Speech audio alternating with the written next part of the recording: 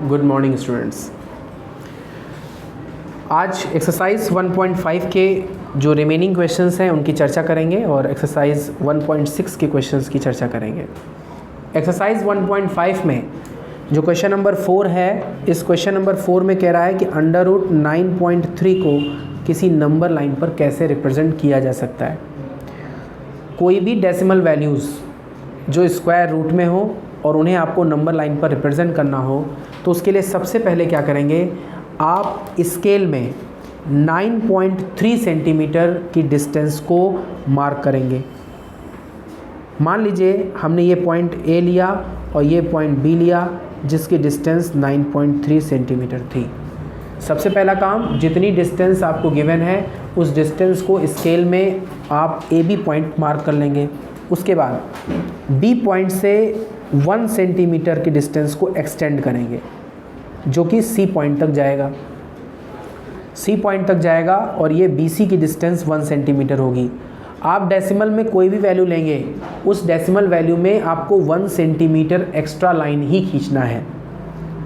इसको खींचने के बाद आप ए सी लाइन का परपेंडिकुलर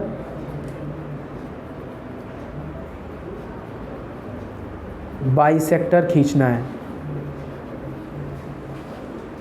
परपेंडिकुलर बाइसेक्टर कैसे खींचते हैं, ए को सेंटर मानना है, मोर देन हाफ डिस्टेंस लेनी है। मोर देन हाफ का मतलब होता है आधे से ज़्यादा दूरी। तो ए को सेंटर मानिए और ए को सेंटर मान करके इतनी डिस्टेंस ले लीजिए और डिस्टेंस लेने के बाद एक आर्क ऐसे लगाइए और एक आर्क ऐसे। मान लेते हैं ये आर्क ऐसे आएगा और ये आर्क ऐसे आएगा। जो काम आप ए को सेंटर मान करके करते हैं वही काम आप सी को सेंटर मान करके करिए। मतलब इसको सेंटर मानिए, एक आर्क ऐसे और एक आर्क नीचे लगा दीजिए। मान लेते हैं ये इस तरह से कट करता है। जिन पॉइंट्स पर ये आपस में मीट करेंगे उन दोनों पॉइंट्स को हम मिला देंगे। ये लाइन जो होगी वो इस ए सी की परपेंडिकुलर बाइसेक्टर होगी। मानते हैं कि ये परपेंडिकुलर बाइसेक्टर इस ए सी का मिड पॉइंट होगा। इस ओ को सेंटर मानते हुए और ओ ए रेडियस लेते हुए take O as a centre and take O A as a radius, आपको एक सेमी सर्कल ड्रॉ करना है। इस तरह का एक आपको सेमी सर्कल ड्रॉ करना है। जब आपका सेमी सर्कल बन जाए तो आप बी पॉइंट पर एक 90 डिग्री का एंगल बनाइए। क्या बनाइए, बी पॉइंट पर 90 डिग्री का एंगल बनाइए। बी को सेंटर मानिए। जिस पॉइंट पर इस सेमी सर्कल को यह कट कर रहा है उतनी डिस्टेंस लेकर के राइट साइड में इस तरह का कोई एक आर्क खींचिए और नंबर लाइन को एक्सटेंड करिए। इस नंबर लाइन को ये आर्क जिस पॉइंट पर कट करेगा वही हमारा होगा अंडर रूट में 9.3। मैं इस पूरे प्रोसेस को एक बार फिर से बताता हूँ। सबसे पहले ए बी जिसको कि 9.3 मानना है, मार्क करने के बाद 1 सेंटीमीटर एक्स्ट्रा आपको मार्क करना है। जो आपको ए सी लाइन मिलती है इस ए सी का परपेंडिकुलर बाइसेक्टर खींचना है। Take A as a centre, take more than half distance, mark in arc in up and down. Repeat करना है सी पॉइंट से भी आपको सी को सेंटर मानना है, एक आर्क ऊपर और नीचे लगाना है। ये आर्क्स जिस पॉइंट पर कट करेंगे उन पॉइंट्स को मिलाना है। मान लेते हैं कि ये लाइन इस ए सी को ओ पॉइंट पर कट करती है। ओ को सेंटर मान करके ओ ए रेडियस लेकर के एक सेमी सर्कल ड्रॉ करना है। जब सेमी सर्कल आपका बन जाएगा तो बी वाले पॉइंट से एक 90 डिग्री का एंगल बनाएंगे। ये एंगल इस सेमी सर्कल पर जिस पॉइंट पर कट करेगा बी और उसकी डिस्टेंस लेकर के एक आर्क लगाएंगे। ये आर्क इस नंबर लाइन को जिस पॉइंट पर कट करेगा वही होगा अंडर रूट 9.3। इस तरह से क्वेश्चन नंबर 4 को करेंगे। क्वेश्चन नंबर 5 की तरफ बढ़ते हैं। क्वेश्चन नंबर 5 में आपको रेशनलाइज करना है।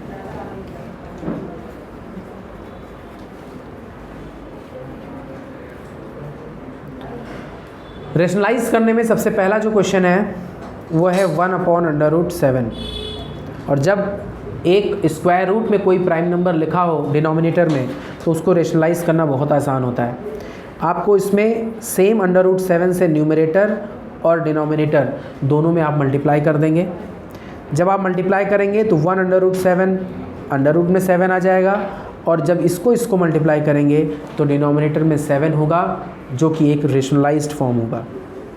तो ऐसे क्वेश्चन जिसमें एक वैल्यू जो अंडर रूट में गिवन रहती है उसे रेशनलाइज करना बहुत आसान होता है। आप उसी नंबर के स्क्वायर रूट से, मतलब सेम नंबर से न्यूमरेटर और डिनोमिनेटर में मल्टीप्लाई कर दीजिए, आपको डिज़ायर्ड रेशनलाइज्ड नंबर मिल जाएगा। सेकेंड पार्ट में लिखा है 1/√7 माइनस √6। इसको अगर हमें रेशनलाइज करना हो तो कैसे करेंगे? हमने क्या देखा, यहाँ √7 है, यहाँ क्या देखा, √6 है, बीच में माइनस का साइन लगा है। जब कभी भी आपको रेशनलाइज करना हो ऐसे नंबर्स में तो आप इसके रेसिप्रोकल साइन से न्यूमरेटर और डिनोमिनेटर को मल्टीप्लाई कर देंगे। इसका रेसिप्रोकल साइन क्या होगा, √7 प्लस √6, और यहाँ क्या होगा, √7 प्लस √6। 1 को जब इस नंबर से मल्टीप्लाई करेंगे तो ये नंबर सेम हो जाएगा और नीचे एक आइडेंटिटी लग जाएगी। इस आइडेंटिटी के बारे में पिछली वाली एक्सरसाइज में जो क्वेश्चंस कराए थे उसमें मैंने आपको बताया था कि ये a माइनस बी है, ये a प्लस बी है। जब इसको मल्टीप्लाई करेंगे तो क्या होगा, a स्क्वायर हो जाएगा माइनस b स्क्वायर हो जाएगा। √7 प्लस √6 अपॉन, जब इसका स्क्वायर करेंगे तो 7 और इसका करेंगे तो 6, दोनों को माइनस कर देंगे 1, तो इसका जो रेशनलाइज फॉर्म आएगा वो आएगा आपका √7 प्लस √6। ये इस क्वेश्चन का सेकेंड वाले पार्ट का रेशनलाइज फॉर्म है। क्वेश्चन नंबर 3 की तरफ बढ़ते हैं। क्वेश्चन नंबर 3 में लिखा है 1/√5 प्लस √2, और इसे कैसे रेशनलाइज करना है। जैसे हमने इस क्वेश्चन को रेशनलाइज किया था सेम ऐसे ही इसको भी रेशनलाइज करना है। कैसे, इसके डिनोमिनेटर वाले अपोजिट साइन से न्यूमरेटर को और डिनोमिनेटर को आपको मल्टीप्लाई करना है। जब ये 1 से मल्टीप्लाई होगा तो ये आएगा, और ये a plus B a minus B है, जब इसको मल्टीप्लाई करेंगे तो क्या होगा, √5 का होल स्क्वायर माइनस √2 का होल स्क्वायर, तो ये हो जाएगा √5 माइनस √2 डिवाइडेड बाई 5 माइनस 2। इसको सब्ट्रैक्ट कर देंगे, इसमें कोई अंतर करना ही नहीं है क्योंकि ये सॉल्व होगा ही नहीं, तो हमारे पास ये आंसर हो जाएगा और यही इसका आंसर होगा। जो रेशनलाइज फॉर्म होगा थर्ड वाले क्वेश्चन का वो यही होगा। क्वेश्चन नंबर 4 में अगर पढ़ें तो क्वेश्चन नंबर 4 है आपका 1/√7 माइनस 2। जब इसे हम रेशनलाइज करेंगे तो क्या करेंगे, जैसे पीछे वाले क्वेश्चंस के सेम वही मेथड लगाना है, कोई चेंजेस नहीं। क्या किया था उसमें, हमने इसके अपोजिट साइन से ऊपर नीचे मल्टीप्लाई किया था, यहाँ भी वही कर दीजिए, यहाँ कुछ अलग थोड़ी कर देंगे। जब 1 से इसको मल्टीप्लाई करेंगे तो ये तो वही आएगा, क्योंकि एक ये आइडेंटिटी है, किसी भी नंबर को 1 से मल्टीप्लाई करने पर वही नंबर आता है, उस नंबर में कोई बदलाव नहीं आता। लेकिन नीचे a माइनस बी है, a प्लस बी है, तो ये हो जाएगा √7 का होल स्क्वायर माइनस 2 का स्क्वायर। √7 प्लस 2 अपॉन √7 का स्क्वायर करेंगे तो 7 आएगा, 2 का स्क्वायर करेंगे 4 आएगा, और जब हम डिनोमिनेटर को सब्ट्रैक्ट करेंगे तो मुझे मिलेगा क्या, √7 प्लस 2 अपॉन 3। ये क्वेश्चन नंबर 4 था, एक्सरसाइज 1.5 का 5th क्वेश्चन। एनसीईआरटी की एक्सरसाइज 1.5 के सभी क्वेश्चंस को हमने डिस्कस कर लिया है। इन सभी क्वेश्चंस को आप सभी लोग दोबारा लगाएंगे और घर में प्रैक्टिस करेंगे। यदि लगता है कि इस क्वेश्चन में मुझे प्रॉब्लम है तो आप सभी लोग बेहिचक आप लोग पूछ सकते हैं, समय मिलने पर आपके क्वेश्चंस को ज़रूर बताया जाएगा। Question exercise 1.6 question number 1। इस क्वेश्चन में हम एक्सपोनेंट और पावर की बात करेंगे। वैसे तो हो सकता है आपको एक्सपोनेंट और पावर के जो बेसिक रूल्स हैं वो मालूम हो, यदि नहीं मालूम होते हैं तो क्वेश्चन को सॉल्व करते जाएंगे और उनके बेसिक्स रूल को बताते जाएंगे। फर्स्ट पार्ट है 64 और इसकी पावर है 1/2। सबसे पहले हम 64 को एक्सपोनेंट के फॉर्म में लिखेंगे। कैसे, पहले 64 का फैक्टर कर लीजिए, 2 से इसको डिवाइड करेंगे, ये आएगा, 2 से करेंगे 16 आएगा, 2 से करेंगे 8 आएगा, 2 से करेंगे 4 आएगा, 2 से करेंगे 2 आएगा और 2 से करेंगे 1 आएगा। मैं 64 को क्या लिख सकता हूँ, मैं लिख सकता हूँ 2 की पावर 6। ये मैंने 64 को लिखा है, और 64 की पावर कितनी दी गई है, 1/2 दी गई है। यहाँ पर आपने देखा कि पावर के ऊपर पावर लगी है। एक आइडेंटिटी है कि मान लेते हैं a की पावर b है और उसके ऊपर एक और पावर c लगी हुई है, तो जो पावर है वो आपस में क्या हो जाती है, मल्टीप्लाई हो जाती है। उसी तरह से यहाँ पर भी जो पावर होगी वो क्या होगी, मल्टीप्लाई। तो कर दीजिए मल्टीप्लाई, तो 6 को 1/2 से कर दीजिए मल्टीप्लाई। तो यहाँ पर आप देखेंगे 2 और 3 कैंसिल हो जाएगा, आपके पास आ जाएगा 3। इसको लिख सकते हैं 2 की पावर 3। और 2 की पावर 3 अगर सॉल्व करते हैं तो 2 को 3 टाइम्स मल्टीप्लाई करना है, जो कि किसके इक्वल होता है, 8 के इक्वल होता है। ये है क्वेश्चन नंबर 1 का फर्स्ट। इसका सेकंड और थर्ड पार्ट आपको होम असाइनमेंट में दे रहा हूँ, क्योंकि ये जो क्वेश्चन है सेकंड पार्ट और थर्ड पार्ट बहुत इजी है, क्योंकि जिस तरह से हमने क्वेश्चन नंबर 1 बताया है सेम ऐसे ही करना है। फिर भी एक क्वेश्चन मैं आपको बता दे रहा हूँ, इसका सेकंड पार्ट में दिया गया है 32 की पावर 1/5। तो जैसे हमने 64 का फैक्टर किया था वैसे ही आप 32 का फैक्टर कर लीजिए। आप फैक्टर करेंगे तो पाएंगे कि 2 की पावर 5 होगा और उसकी पावर 1/5 है। पावर के ऊपर पावर होने पर उसे मल्टीप्लाई कर देते हैं, तो क्या होता है 2 की पावर 5 इंटू 1/5। 5 कैंसिल हो जाएगा तो आएगा 2 की पावर 1, जो कि 2 के इक्वल हो जाएगा। इस तरह से इसके सेकंड पार्ट को भी मैंने सॉल्व कर लिया।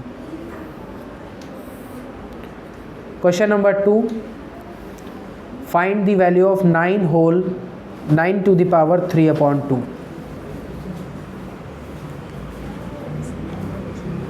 9 को हम क्या लिख सकते हैं, अगर पावर में इसे कन्वर्ट करें तो 9 को क्या लिख सकते हैं, 3 की पावर 2। जैसे जो रूल हमने इसके पहले वाले क्वेश्चन में लगाए थे वही रूल यहाँ पर भी लगाएंगे। तो ये हो जाएगा होल पावर 3/2, मल्टीप्लाई करने पर 3 की पावर 2 इंटू 3/2। ये और ये कट जाएगा तो हमारे पास आएगा 3 की पावर 3। इसका ये मतलब है कि 3 को कितनी बार मल्टीप्लाई करना है, 3 टाइम्स। आंसर आ जाएगा 27। हमने क्या किया, पहले 9 को पावर में कन्वर्ट किया, होल पावर जो आपकी है, पावर के ऊपर जो पावर है उसको आपस में मल्टीप्लाई किया। 2 और 2 कैंसिल हो जाएंगे, 3 आएगा, और 3 की पावर 3 का मतलब है कि 3 को 3 टाइम्स मल्टीप्लाई करना, और हमारे पास जो आंसर आएगा वो आएगा 27। इसका सेकेंड पार्ट है जिसमें लिखा है 32 की पावर 2/5। जैसे अभी हमने यहाँ पर कन्वर्ट किया है 32 को, वैसे यहाँ पर भी कन्वर्ट करेंगे तो ये होगा 2 की पावर 5, और पावर के ऊपर पावर है तो ये हो जाएगा मल्टीप्लाई, जिससे आपका 5 और 5 कैंसिल हो जाएगा। आएगा क्या, 2 की पावर 2, जिसका आंसर होगा 4। तो क्वेश्चन नंबर 2 के भी बाकी बचे हुए हिस्से उम्मीद करता हूँ कि आप लोग कर लेंगे। यदि नहीं कोई हो पाते हैं तो फिर आप पूछिएगा, मैं ज़रूर उसको बताने का प्रयास करूँगा। क्वेश्चन नंबर 3 की तरफ बढ़ते हैं। क्वेश्चन नंबर 3 में एक्सपोनेंट के कुछ अलग से रूल हैं जिनको यूज़ किया गया है। फर्स्ट पार्ट में लिखा है 2 की पावर 2/3 डॉट 2 की पावर 1/5। शायद आप लोग नहीं जानते कि जो डॉट है वो डॉट का मतलब होता है प्रोडक्ट या मल्टीप्लाई, ये पॉइंट नहीं है। 2/3 मल्टीप्लाइड बाय 2 की पावर 1/5। इसमें क्या है, बेस आपका सेम है, और जब बेस सेम होती है, अगर a की पावर b लिखा हुआ है और a की पावर c लिखा हुआ है, दोनों में बेस सेम है, तो मल्टीप्लाई के केस में जो पावर है वो प्लस हो जाती है। वैसे यहाँ पर भी हम पावर को प्लस कर देंगे तो क्या होगा, 2 की पावर 2/3 प्लस 1/5। और जब फ्रैक्शन वैल्यू को हम प्लस करते हैं तो बगैर एलसीएम लिए आप उसे प्लस नहीं कर सकते। तो यहाँ 3 है, यहाँ 5 है, एलसीएम ले लेंगे तो क्या होगा 15। 3 से इसको डिवाइड करेंगे 5 आएगा, 5 2 जा 10। 5 से इसको डिवाइड करेंगे 3 आएगा, 3 1 जा 3। तो यहाँ पर आएगा 2 की पावर 13/15। ये इसका आंसर होगा। जैसे जैसे एक्सरसाइज में क्वेश्चन की तरफ बढ़ते हैं वैसे वैसे उसका डिफ़िकल्टी लेवल भी बढ़ता है। सेकेंड पार्ट में कह रहा है 1/3 की पावर 3 और उसकी पावर 7। जब फ्रैक्शनल फॉर्म में कोई भी पावर दी गई होती है तो वो न्यूमरेटर में भी सेम पावर होती है और डिनोमिनेटर में भी सेम पावर होती है। न्यूमरेटर में 1 की पावर अगर 7 है तो वो तो 1 के इक्विवेलेंट हो जाएगा, और 3 की पावर 3 और उसकी पावर 7 है तो ये 3 की पावर 21 हो जाएगा।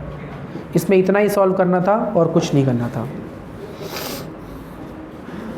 क्वेश्चन नंबर 3, 11 की पावर 1/2 और 11 की पावर 1/4, यहाँ क्या करोगे? यहाँ पर एक्सपोनेंट का कौन सा रूल लगाओगे? आप यहाँ देख रहे हैं कि यहाँ पर जो 11 है वो दोनों में कॉमन है। जब a की पावर b को a की पावर c से डिवाइड करते हैं तो जब बेस सेम होता है तो पावर हमारी माइनस हो जाती है। मल्टीप्लाई में ये पावर प्लस होती है और डिवाइड के केस में माइनस हो जाती है। चलिए 11 को एक बार लिखते हैं और इसकी पावर को माइनस कर देते हैं। चाहे प्लस हो या माइनस हो, बगैर एलसीएम लिए आप इसको सब्ट्रैक्ट नहीं कर सकते। तो 2 2 जा 4, 2 1 जा 2, -1, तो ये आ जाएगा 11 की पावर 1/4।